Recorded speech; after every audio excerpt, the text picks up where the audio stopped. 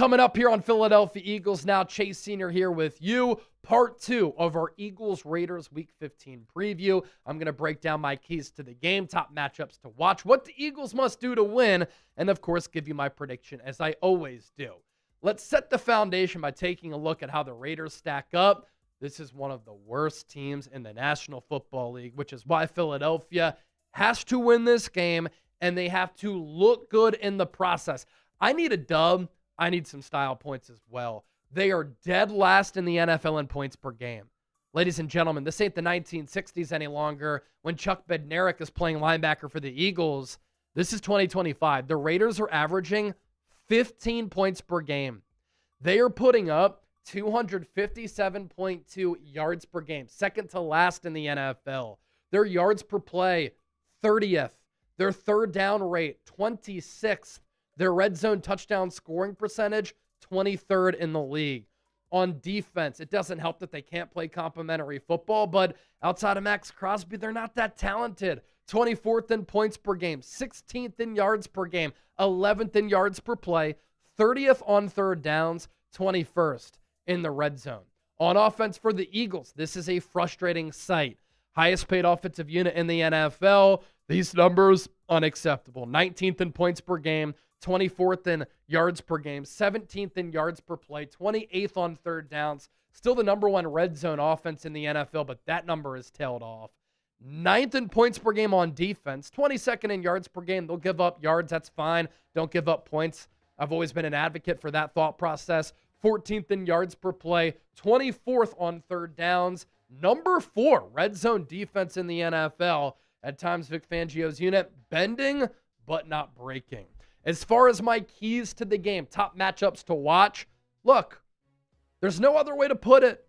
Jalen Hurts has to play better. And since the bye week, he has been one of the worst quarterbacks in all of football. Now, the offensive coordinator is not putting him in a position to succeed. He's not elevating him. But Jalen Hurts deserves blame too, because he as an individual has not played well of late.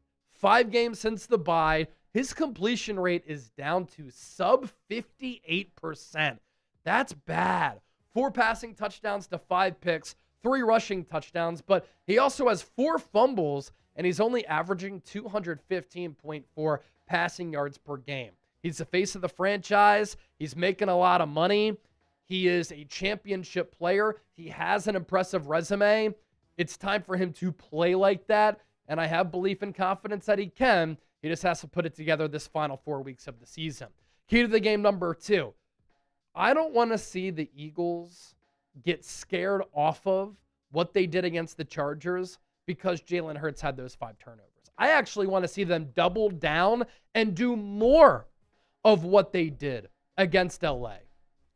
And here's my thought process with this.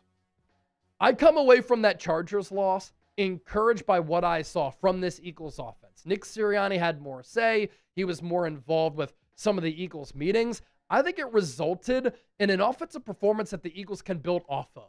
We saw more pre-snap motion. We saw an increase in RPOs and design quarterback runs. I really liked how Philadelphia moved the pocket on a couple of occasions for Jalen Hurts. He looked comfortable on some of those plays. Kevin Patullo finally called more crossing routes. It's an easy man and zone beater, a no-brainer. Why would you not run those? And I thought that this run game was a little bit better. There were some wham blocks and double team blocks up front that led to Saquon Barkley having more real estate. And that's been the problem all year. I don't think it's because Saquon Barkley is tired from last year. I think it's because this offensive line has been criminally bad compared to what their expectations were and the talent of that unit. They finally got a little bit of a better push, but the blocking scheme was also better. And that led to a solid offensive performance that the Eagles can build off of. And this year, there have been pluses with Jalen Hurts, and I want to continue to see more of this, right? He throws a catchable ball. He has a great deep ball. When he wants to run, he's still a talented runner. The intermediate accuracy, pretty solid. And we know about the clutch gene and him winning a lot, playing his best football when the lights are the brightest. The negatives with Jalen Hurts. And we're seeing that during this 5-game stretch post-bye week, not processing well, getting confused by multiple looks from the defense, not always comfortable targeting the middle area of the field because the vision and processing isn't there. And those have always kind of been issues with him. Going all the way back to Alabama, he struggles at times to layer throws. The pocket mobility isn't great. The footwork and the mechanics just okay.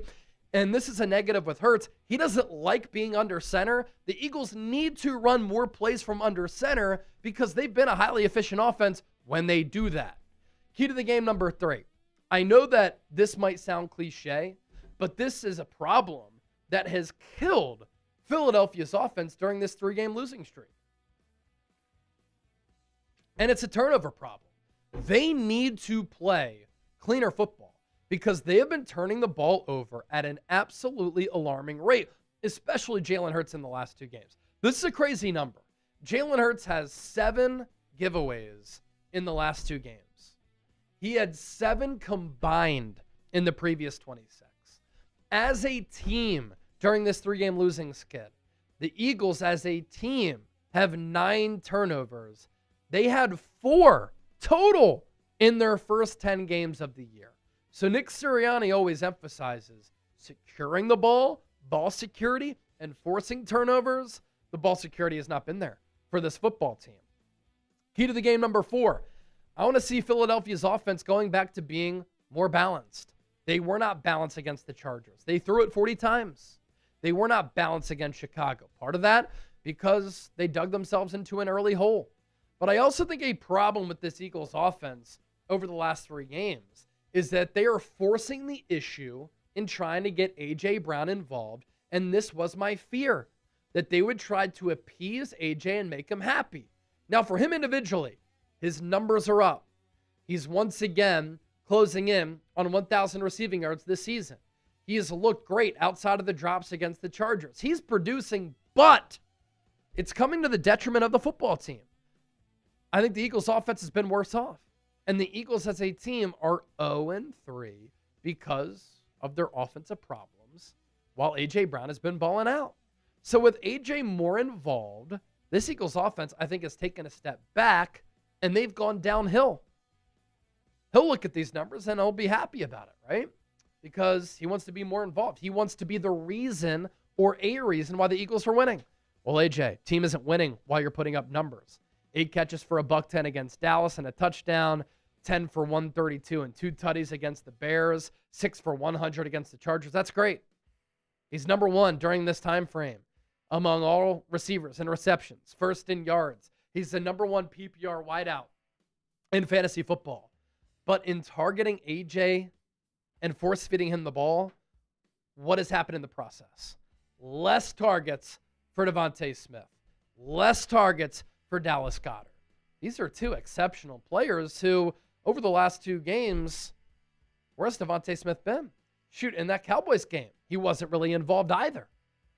I want to see number 6 and number 88 more involved with this offense because it makes Philadelphia a better collective team. And that's what they need right now, is to be a better overall offense. Key to the game number 5. There are 2 star players on this Raiders team. Brock Bowers and Max Crosby. What Philadelphia cannot do is allow Brock Bowers and Max Crosby to ruin this game. This Raiders team has lost 8 games in a row.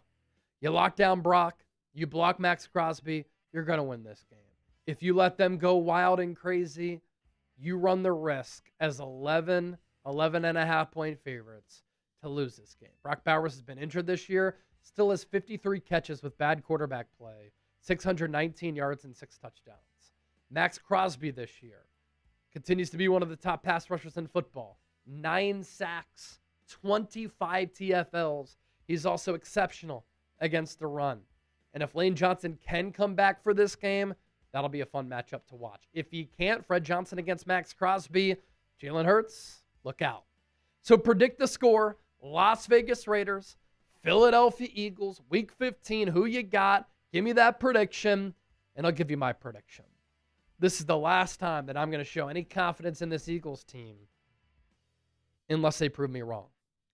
I think the Eagles finally get it together. I think they work off of that Chargers game, and they have one of their best offensive performances of the year. If they don't, I'm completely out and I'm saying that the season is over. But I am clinging to some hope. I might be hanging by this string on my hoodie right here, but I'm clinging to some hope. Philadelphia wins this game, 33-14. Go Birds.